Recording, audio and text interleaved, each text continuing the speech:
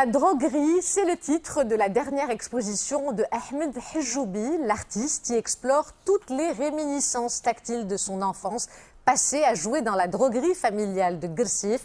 La laine, le caoutchouc ou encore le fil de fer et les matériaux de base sont sublimés à travers une œuvre à la fois originale et fascinante. C'est à découvrir jusqu'au 20 janvier à l'espace d'art Artorium. Ce sont des images de Mohamed Badawi commentées par Samia Haris. Le premier regard posé sur une œuvre de Ahmed Hajoubi est toujours très marquant. L'artiste fait feu de tout bois. Toutes les matières, même les plus modestes, se transforment en art. Une expérimentation à la fois ludique et créative. Ces sculptures rappelleraient même le désordre organisé des drogueries.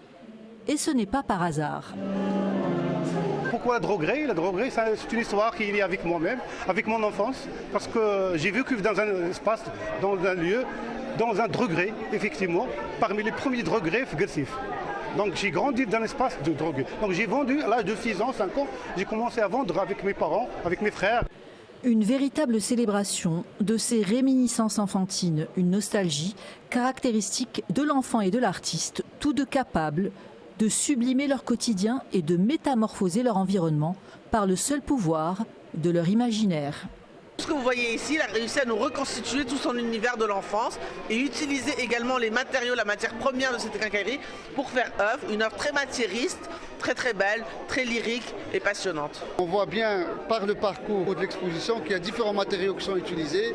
Il fait de la laine, du chambre à air, du béton, tout ce qu'on veut. Donc c'est une nouvelle génération d'artistes qu'il faut à mon avis encourager, motiver et surtout découvrir.